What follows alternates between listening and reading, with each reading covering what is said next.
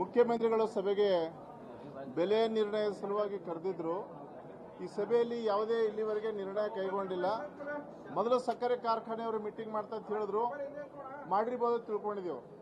ನಮ್ಮದು ಕಲಬುರಗಿ ಬೆಳಗಾವಿಯಲ್ಲಿ ಯಾವುದೇ ರೈತರು ಇದರಲ್ಲಿ ಭಾಗವಹಿಸಿಲ್ಲ, ಬೈಕಟ್ ಮಾಡಿದರೆ.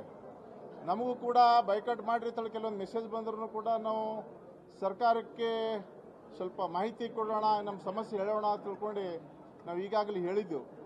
ಆದರೂ ಕೂಡ ಈ ಬೆಳಗಾವಿ DC ಅವರು VC ಮಾಡಿದ್ದಾರೆ. ಬೆಳಗಾವದಲ್ಲಿ 3,100 ರೂಪಾಯಿ ಕೊಡಲಿಕ್ಕೆ ಸರ್ಕಾರ ಒಪ್ಪಿದೆ ಅಂತೆ, ಕಾರ್ಖಾನೆಯವರು ಒಪ್ಪಿದ್ದಾರೆ ಅಂತೆ. ಅದೇ ರೀತಿ ಗುಲ್ಬರ್ಗದಲ್ಲಿಯೂ ಕೂಡ ನಾವು DC ಅವರು 3 ಸಲ ಕೊಟ್ಟರು, ಮೀಟಿಂಗ್ ಮಾಡಿದ್ರು ಕೂಡ ಕಾರ್ಖಾನೆಯವರು 2,700 ರೂಪಾಯಿ ಕೊಡಲಿಕ್ಕೆ ಅವರು ಒಪ್ಪಿದ್ದಾರೆ. ಕಾರ್ಖಾನೆಯವರು ಹೋದ ವರ್ಷದ ಬಿಲ್ಲೇ ಅದೇ ಮುಂದುವರಿಸಿದ್ದಾರೆ. ಆದರೆ ರೈತರು ಒಪ್ಪಿಲ್ಲ. ಮೊನ್ನೆ ಪ್ಲಾನಿಂಗ್ ಕಮಿಷನ್ ವೈಸ್ ಪ್ರೆಸಿಡೆಂಟ್ ಆಗಿರ್ತಕ್ಕಂಥ BR ಪಾಟೀಲ್ ಅವರು ರೈತರ ಮತ್ತು ಜಿಲ್ಲಾಧಿಕಾರಿಗಳ ಸಭೆ ಕರೆದು ನಾವು 3,000 ಬೆಳಗಾವಿ ರಿಕವರಿ ಜಾಸ್ತಿ ಇದೆ, ನಮಗೆ ಏನಾದರೂ 3,000 ಕೊಡಿ ಅಂತ ಹೇಳಿ ಎಲ್ಲ ಸಕ್ಕರೆ ಕಾರ್ಖಾನೆಗಳಿಗೆ ಅವರು ಮಾಹಿತಿ ನೀಡಿದ್ರು ಜಿಲ್ಲಾಧಿಕಾರಿಗಳ ಮುಖಾಂತರ. ಆದರೂ ಕೂಡ ಇಲ್ಲಿವರೆಗೆ ಕಲಬುರಗಿ ಜಿಲ್ಲೆಯಲ್ಲಿರ್ತಕ್ಕಂಥ ಯಾವ ಸಕ್ಕರೆ ಕಾರ್ಖಾನೆಗಳು ಈ 3,000 ರೂಪಾಯಿ ಬೆಲೆ ಕೊಡಲಿಕ್ಕೆ ಅವರು ಒಪ್ತಾ ಇಲ್ಲ. ಇದನ್ನು ನಾವು ಮುಖ್ಯಮಂತ್ರಿಗಳಿಗೆ, ಸಕ್ಕರೆ ಮಂತ್ರಿಗಳಿಗೆ ಮತ್ತು ಜಿಲ್ಲಾ ಉಸ್ತುವಾರಿ ಮಂತ್ರಿಗಳ ಗಮನಕ್ಕೆ ತಂದಿದ್ದೆವು. ಕಲಬುರಗಿಯಲ್ಲಿ ಜಿಲ್ಲೆಯಲ್ಲಿರ್ತಕ್ಕಂಥ 5 ಸಕ್ಕರೆ ಕಾರ್ಖಾನೆಗಳು ಯಾವುದೇ ಸಕ್ಕರೆ ಕಾರ್ಖಾನೆ 2,700ಕ್ಕಿಂತ ಜಾಸ್ತಿ ಕೊಡಲಿಕ್ಕೆ ಒಪ್ತಾ ಇಲ್ಲ. ಇದನ್ನು ನಾವು ಖಂಡಿಸ್ತೇವೆ.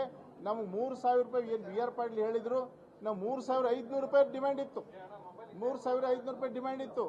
ಆದರೆ ಕೂಡ ನಾವು ಒಂದು ರಿಕವರಿ ಕಮ್ಮಿ ಇದ್ದ ಕಾರಣ 3,000 ರೂಪಾಯಿಗೆ ಸ್ವಲ್ಪ ಸಮೀಪ ಬಂದಿದ್ದು. ನಮ್ಮ ಮಿನಿಮಮ್ ಆದರೆ 3,200 ಕೊಡಬೇಕು. ಇಲ್ಲಿ ಕೇಂದ್ರ ಸರ್ಕಾರ ಮಾಡಿರ್ತಕ್ಕಂಥ FRP ಅವೈಜ್ಞಾನಿಕ. ಹೋದ ವರ್ಷದ ರಿಕವರಿ ಮೇಲೆ ಈ ವರ್ಷ ಬೆಲೆ ನಿರ್ಧಾರ ಮಾಡುತ್ತಾರೆ. ಹೋದ ವರ್ಷದ ಬೆಲೆ ರಿಕವರಿ, ಈ ವರ್ಷದ ಬೆಲೆ. ಹೋದ ವರ್ಷ ಒಬ್ಬ ರೈತ ಕಬ್ಬು ಬೆಳೀತಾನ, ಒಬ್ಬರು ಬೆಳೆಯಲ್ಲ. ಅದು ಹೋದ ವರ್ಷದ ರಿಕವರಿ ಮೇಲೆ ಈ ವರ್ಷ ಬೆಲೆ ನಿರ್ಧಾರ ಆಗೋದು ಸಂಪೂರ್ಣವಾಗಿ ಅವೈಜ್ಞಾನಿಕ. ಇದು FRP ಮಾಡುವುದು ಕೇಂದ್ರ ಸರ್ಕಾರ. ಕೇಂದ್ರ ಸರ್ಕಾರಕ್ಕೆ ರಾಜ್ಯ ಸರ್ಕಾರ ಪತ್ರ ಬರೀಬೇಕು. FRPಯಲ್ಲಿ ಲೋಪದೋಷವಿದೆ, ಇದು FRP ಕಾನೂನನ್ನು ತಿದ್ದುಪಡಿ ಮಾಡಬೇಕು. ಹೋದ ವರ್ಷದ ರಿಕವರಿ ಮೇಲೆ ಈ ವರ್ಷ ಮಾಡಬಾರದು. ಇಲ್ಲಿವರೆಗೆ ಕಲಬುರಗಿ ರಾಜ್ಯದಲ್ಲಿರ್ತಕ್ಕಂಥ ಎಲ್ಲ ಸಕ್ಕರೆ ಕಾರ್ಖಾನೆಗಳಲ್ಲಿ ಕಾರ್ಖಾನೆನೇ ಇಳುವರಿ ಮಾಡಿಕೊಡ್ತದೆ.